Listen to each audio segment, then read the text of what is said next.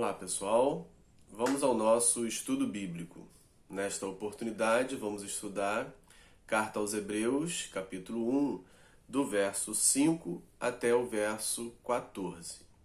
Esse trecho ele é um desenvolvimento do verso número 4, onde finaliza a introdução à carta, apresentando quem é Jesus Cristo, o Filho pelo qual Deus falou de forma completa, única, revelando-se à humanidade por meio dele, diferentemente das falas anteriores pelos profetas aos pais, que foi de forma fragmentada, muitas vezes e de muitas maneiras. Agora, de forma única, perfeita, clara e plena, revelou, falou por meio do Filho ou falou no Filho.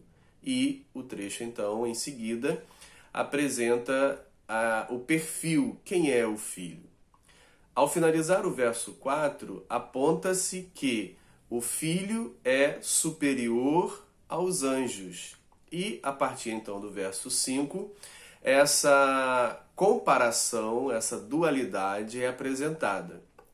Jesus Cristo é o Filho, diferente dos anjos. Então, aponta-se por meio de 7 citações do Antigo Testamento, o Filho, Jesus Cristo, tem uma dignidade maior, um nome maior, uma posição maior em relação aos anjos. Talvez fique uma pergunta sobre o porquê de um trecho assim, de uma fala como essa, explicitando a superioridade de Jesus em relação aos anjos. É muito provável que houvesse nos primeiros leitores da carta aos Hebreus uma dúvida, uma discussão sobre a posição de Jesus em relação aos anjos. E essa discussão, então, ela é respondida, ela é atendida, ela é demandada a partir desse trecho que vai então estabelecer a posição superior de Jesus, como já mencionada na introdução, nos versos 1 a 4, que ao contar a história da salvação, após Jesus ter realizado a purificação dos pecados, sentou-se à direita de Deus, à destra da majestade nas alturas, tendo recebido, então, uma dignidade, um nome, uma posição superior aos anjos. E a partir do verso 5, então, vai ser feita essa comparação entre o Filho e os anjos. Numa parte, vai falar sobre quem é o Filho, e noutras partes, falará-se quem são os anjos. Então, o verso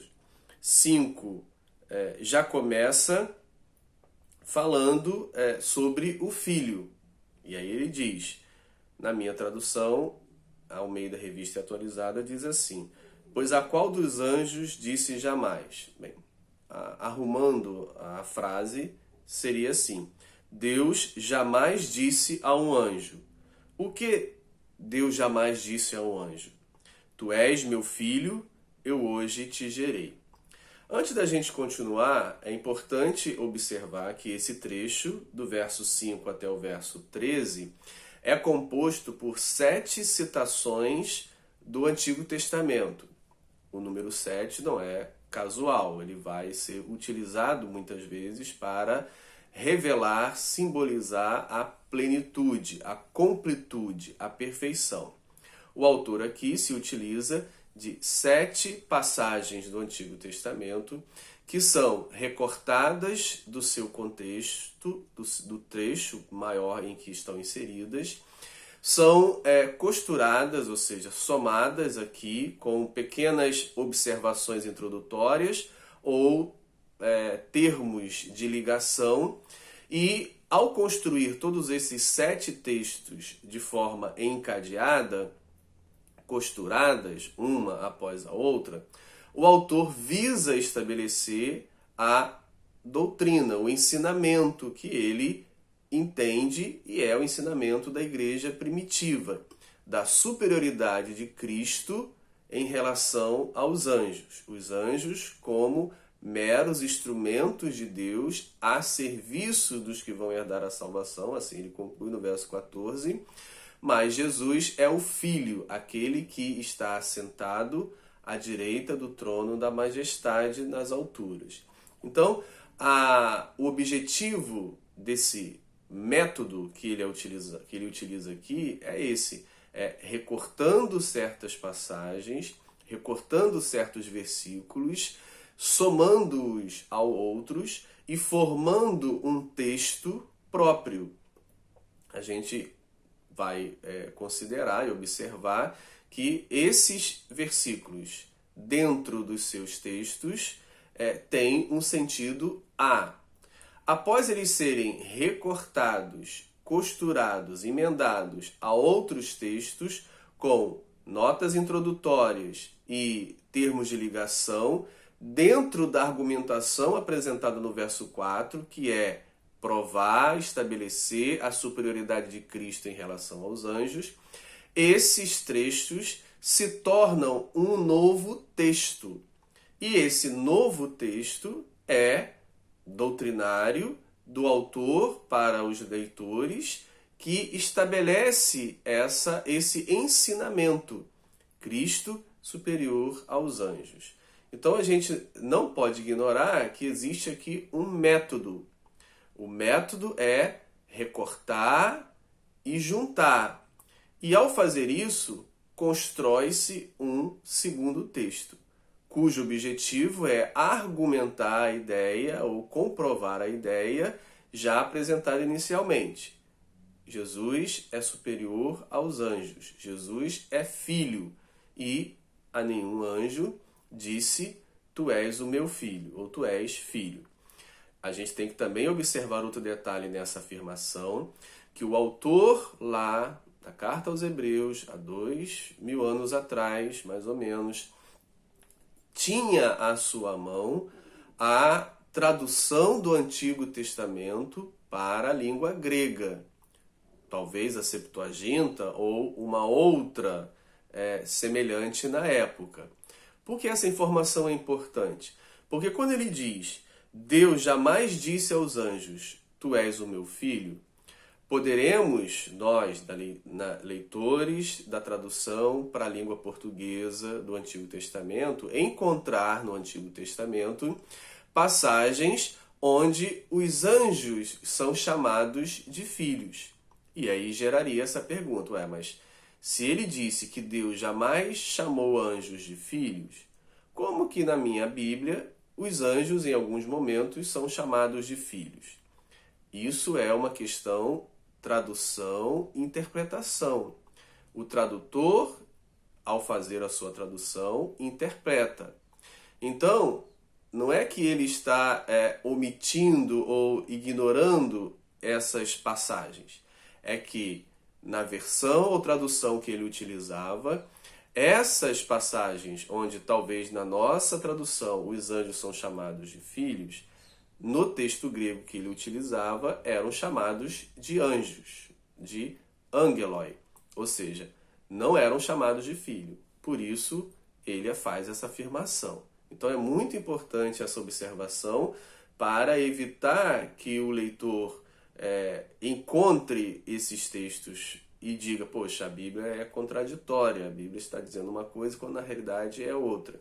Então é importante conhecer esse contexto para entender que ele afirma, a partir de uma tradução que ele utilizava, que não utilizava a palavra filho, e sim anjo. Isso é importante.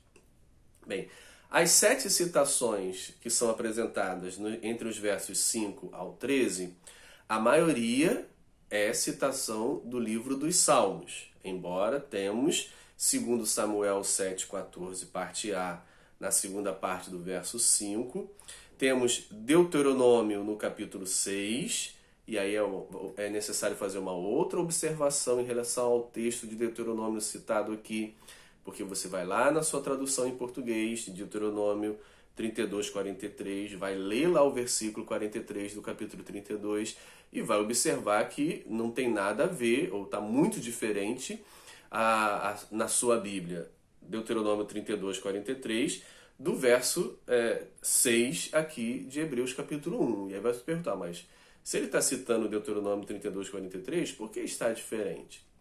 Pela mesma razão que eu expliquei anteriormente, há pouco agora. A tradução que ele está utilizando trazia a apresentação, o versículo, desta maneira que ele está mencionando aqui. A nossa tradução traz um pouco diferente. Então, é uma questão de tradução. Ele, há 2000 anos atrás, acessava uma tradução em grego e cita essa tradução em grego que está de acordo com o versículo que ele está citando aqui, no versículo 6. A nossa não está diferente.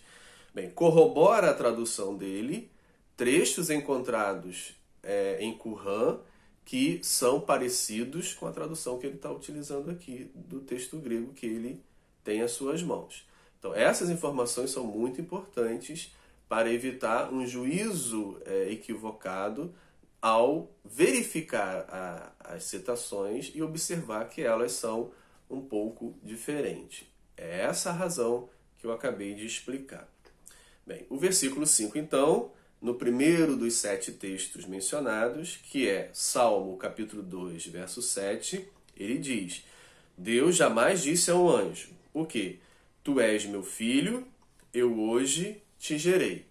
O Salmo de número 2 é um salmo bastante utilizado no Novo Testamento, que fala ou atribui a Jesus de Nazaré o messianismo de monárquico, ou seja, de ser o rei. Então, um salmo de número 2, que era lá no seu momento histórico, um salmo para o rei, que falava da realeza, que falava da escolha divina do rei, ele é lido pela igreja, interpretado pela igreja primitiva, como se referindo profeticamente a Jesus de Nazaré, o Messias que agora chega. Então, essa interpretação do Salmo 2 não é exclusiva aqui desse trecho. Ela vai aparecer em outras passagens também do Novo Testamento. E ali chama o rei, no Salmo número 2, referindo-se a Cristo, segundo a interpretação cristã: Tu és o meu filho, eu hoje te gerei. Provavelmente era um salmo lá no seu momento histórico atribuído ao rei, ou muito provavelmente o rei quando vai sentar no trono, quando vai assumir a monarquia, ou a um filho nascido dele que vai ocupar esse trono como regente. Mas o autor aqui atribui a Jesus. E outra vez, agora a citação de segundo livro do Samuel, capítulo 7, verso 14, parte A, segunda citação. Eu lhe serei pai e ele me será filho. Todas as duas citações estão para corroborar a afirmação inicial do versículo 5. A qual dos anjos Deus disse que era seu filho? A nenhum. Então, a quem Deus chama de filho? Ao Messias que viria, Jesus de Nazaré, para nós cristãos. Versículo 6, outra citação. E novamente, ao introduzir o primogênito no mundo, diz, ou seja, uma pequena introdução, e aí vem a citação. Todas as citações aqui não são comentadas, isso é uma observação importante. São 7 citações feitas sem comentário.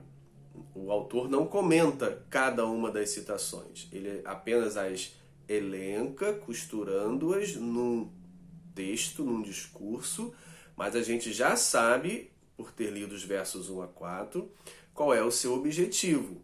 É argumentar a favor da proposição dele no verso 4. Jesus é superior aos anjos. As 7 citações, então, funcionam para corroborar, reforçar, fundamentar essa afirmação do verso 4. Então, por isso, ele não faz comentários às citações, porque a gente já sabe, por ter lido o verso 4, que ele está fundamentando a sua afirmação, fundamentando com trechos do Antigo Testamento, a afirmação que ele fez no versículo 4. Então ele só precisa de pequenas introduções, como essa aqui do verso 6, e novamente, ao introduzir o primogênito no mundo, diz, aí faz a citação. Ou alguns termos, algumas partículas de ligação entre uma citação e outra, como nós vamos ver, e faz uma citação e aí faz a outra citação. O uso da palavra primogênito aqui no capítulo 1, verso 6, é a única vez que a palavra primogênito é utilizada no sentido absoluto. Ela é utilizada em outras passagens do Novo Testamento, mas não no sentido absoluto, primogênito em relação a tudo. Por exemplo, em Romanos capítulo 8, verso 29, a palavra primogênito é usada a Cristo em relação aos irmãos. Em Colossenses 1,18 e Apocalipse 1,5, a palavra primogênito é utilizada a Cristo em relação aos mortos, aos que ressuscitam dos mortos. Mas no sentido absoluto, primogênito em relação a tudo, apenas aparece aqui nesse versículo 6. E a citação de Deuteronômio 32, 43, no versículo 6, e todos os anjos de Deus o adorem. Bem, se você for lá na sua Bíblia ler Deuteronômio 32, verso 43, você vai observar que lá na sua Bíblia em português provavelmente não está igual a essa citação aqui. Eu já expliquei no início do vídeo por que isso acontece. A razão é o autor está usando uma tradução do hebraico para o grego e nessa tradução que ele está utilizando é dito, e todos os anjos de Deus o adorem.